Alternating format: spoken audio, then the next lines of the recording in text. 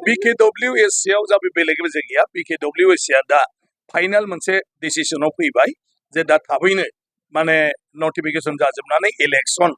जानांसिगौ election जासिगोन ओंखायनो दा बेखायनो माने मा होनो जोंनि आसाम गभर्नमेन्टनिफ्राय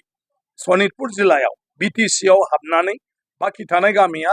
BKWC आव हाबगोन बेमोन माने आगोलनि माने जितु स्पिरिट ओंखायनो दा बिनि थाखाय बेसेबां गामि थालांदों बेसेबां गामिया BTC आव हाबखो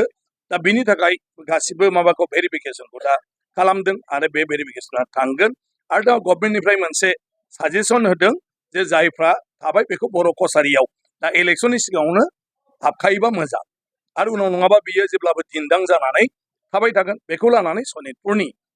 संगठनफोरनि गेजेराव दिनै सावरायगासिनो दङ बे बेलायाव आरो दा ओंखायनो मोननै बाथ्रा मोनसेया जाहैबाय बर' कसारि वेलफेयार अट'नमास काउन्सिला थाबैनो इलेक्शन जासिगोन जुदि थालाङो अब्ला बे उननि पर्याय जासिगोन आरो दा हाबखायोबा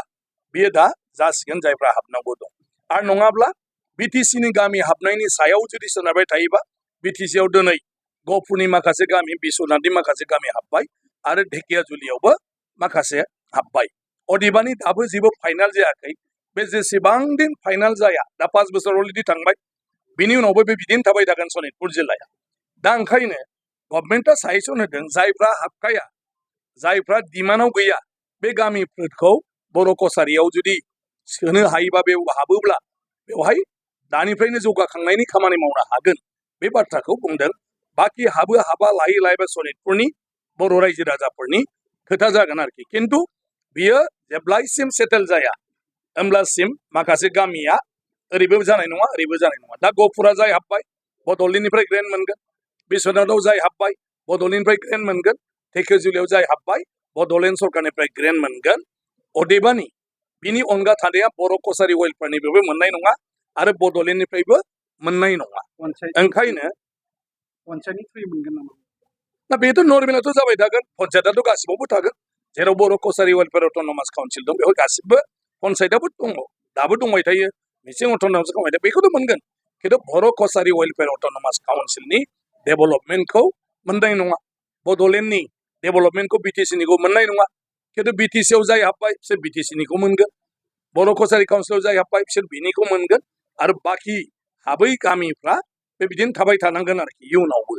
दा ओंखायनो बे सनितपुर रायजोनि बाथ्रा जे दिनै माने बेखौ माने फाइनेल माबा मोनसे डिसिसन लायो ना लाया खिन्थु बे बाथ्राखौ जों बुंदों जायफ्रा हाबखाथारा मोनसेयाथ' गभर्नमेन्टजों आरो रायज्लायनानै मा जालायदों बे स्टेटासखौ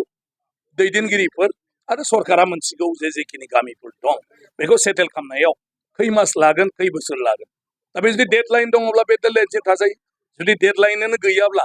बे बिदिनो थांबाय थागोन आरो जि थांखि लायो सनितपुरनि रायजोआ जि थांखि लायो बेनो जागोन माथ्र जोबथा दा बर' कसारि वेलफेयार अट'नमास काउन्सिला जिहेतु बिसायख'थि जानोसो नालाय ओंखायनो चिफ मिनिस्टार आरो ट्राइबेल माने एफेयार्सनि मिनिस्टारा माने फाइनाल डिसिसनखौ बिनायावसो दा सनितपुराव बे भेरिफिकेसनफ्रा जाबाय थादों आरोखि बाखि थांखिया सनितपुरनि रायजो